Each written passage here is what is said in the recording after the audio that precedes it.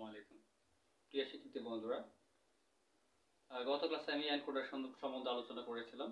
আজকে তোমাদের মধ্যে আরেকটি প্রশ্ন হলো ডিকোডার। তো ডিকোডার সম্বন্ধে আলোচনা করার জন্য তোমাদের মধ্যে চলে এসেছি। তো চলো আমরা কথা না বলে এখন ডিকোডার সম্বন্ধে আলোচনা করি। কি দেওয়া আছে? একটি ব্লক ডায়াগ্রাম দেওয়া আছে, কয় ইনপুটের? 2 ইনপুটের।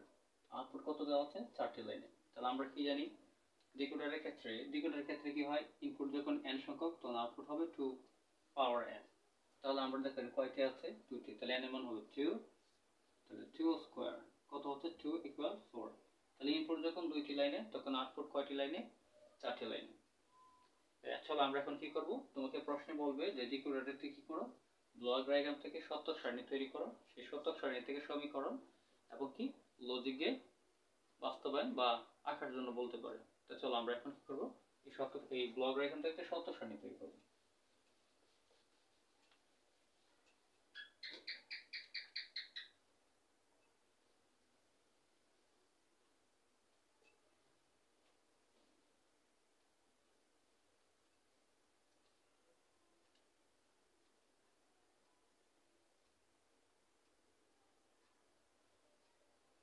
ইনপুট আমাদের কি ছিল? x, আর কি ছিল? y ছিল।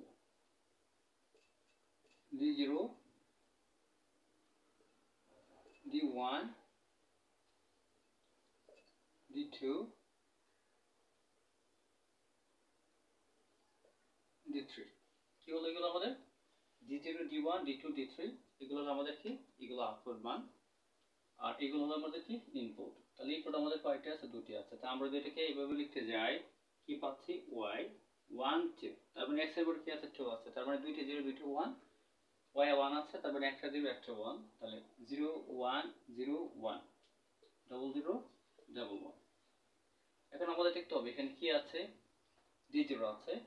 আমি যদি কি করি, এই যে মান আছে 0 0, এটাকে যদি আমি বাইনারিতে কনভার্ট করতে যাই 1 2, দেখো এই বাইনারি মানটাকে যদি আমি সংখ্যায় কনভার্ট করতে যাই তাহলে কি দেখা যাচ্ছে?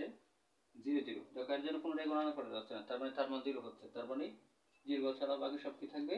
বন্ধ থাকবে। এরপরে কি? d1 ছাড়া বাকি সব কি থাকবে? বন্ধ থাকবে। d2 ছাড়া বাকি সব কি থাকবে? বন্ধ। এই যে d3 বাকি সব বন্ধ। এখন প্রশ্ন হলো, এই যে আমি মানগুলো বসিয়েছি কার ইঙ্গিতে বা বৃত্তিতে বসিয়েছি? এই যে 1 আর 1 আমরা যদি এখানে বসেই, এই যে 2 1 1 1, দেখো একের নিচে 1 আছে, 2 এর নিচে 1 আছে, 2 আর 1 যোগ করলে কত? 3। তার মানে এই যে 3 এর মান, এই 3 এর মান আমরা এই বরাবর, এটা কার সমান? এই 3 এর সমান। এই জন্য 3 এর ঘর চালু হবে, ঠিক আছে? এই জন্য আমরা এই ঘরে 1 দিলাম। এখন আমরা কি করব এখান থেকে? এখন আমরা এখান থেকে শতক সারণী থেকে কি করব? সমীকরণ নির্ণয় করব। তাহলে দেখো আমাদের প্রথম আউটপুট বলে কি আছে? d0 আছে। এখন d0, তখন আমাদের কি করতে হবে? দেখতে হবে এদিকে 0 ঘরে কি 1 আছে কিনা। এই যে 1 আছে, এই বরাবর দেখব। 1 থাকলে গণনা করা যাবে। তো y x এর নিচে 0 আছে, x বার, y এর নিচে 0 আছে, y বার। তাহলে হবে x বার y বার। d1 ইকুয়াল কি হবে? দেখো এই যে d0 পরে 0 আছে মিথ্যা, এই যে 0 আছে মিথ্যা, এই যে 0 আছে মিথ্যা, গণনা করা যাবে না। এই বরাবর আমরা দেখব এই যে 0 আছে মিথ্যা, 1 আছে, এই বরাবর এসে দেখব কি আছে। x এর নিচে কি আছে? x এর নিচে 0 আছে, তার মানে x বার, y এর নিচে 1 আছে, y হবে x বার y। d2 কি হবে? x y বার। এই দেখো x, এই 0 আছে, y বার। পরে কি হবে? d3 হবে আমাদের 1 আছে, তার মানে x, এখানে 1 আছে মানে কি হবে? y হবে। আমরা কার ভিত্তিতে লিখলাম এটা? দেখো এখানে 1 আছে, এই 1 এর ভিত্তিতে সেখানে আমরা এই মানটাকে কি করে নিলাম? কাউন্ট করে নিলাম, ঠিক আছে? তখন আমরা কি করব?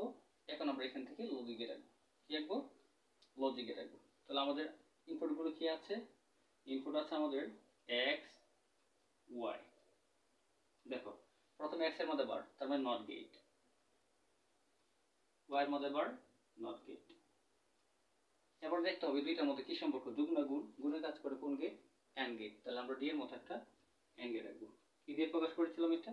d0 দিয়ে। তাহলে তার মান হবে d0 x বার y বার।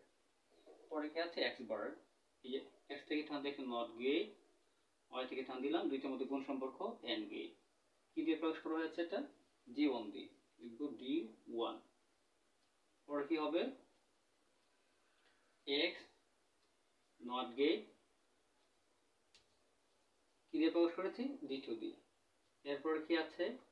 x আছে, এই যে x থেকে টান দিলাম, y আছে, y থেকে টান দিলাম, and গেট এই যে d কি দিয়ে প্রকাশ করছি, এটা d3 দিয়ে।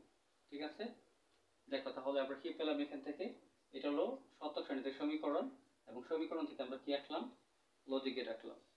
তোমাকে যদি প্রশ্নে বলা হয় যে একটা কি দেওয়া থাকে, ডিকোডারের ব্লক ডায়াগ্রাম দেওয়া থাকে, আর সেই ব্লক ডায়াগ্রাম থেকে যদি বলে যে কি করো, শতক সারণী নির্ণয় করো, তাহলে তুমি সেই শতক সারণীটি লিখবা।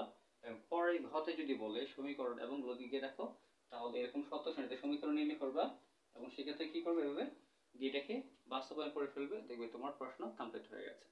যদি তুমি এই প্রশ্নটি বুঝে থাকো, তাহলে কি হবে, এখানে আমরা কয় ইনপুট নিয়েছি, 2 ইনপুট, তাহলে তুমি 3 ইনপুটেরটাও ঠিক এভাবে করতে পারবে। তবে সেক্ষেত্রে কি হবে, সারণী আমার বেড়ে যাবে। কি হবে, এখানে 4টি হয়েছে, তখন কি হবে, আমার 3 ইনপুটের ক্ষেত্রে কি হয়ে যাবে, 8টি হয়ে যাবে। এই নিয়মগুলো ব্যবহার করে তুমি সহজে কি করতে পারবে, ডিকোডারের মানগুলো নির্ণয় করতে পারবে। ধন্যবাদ সবাইকে নিয়মিত আমার ক্লাসগুলো দেখার জন্য।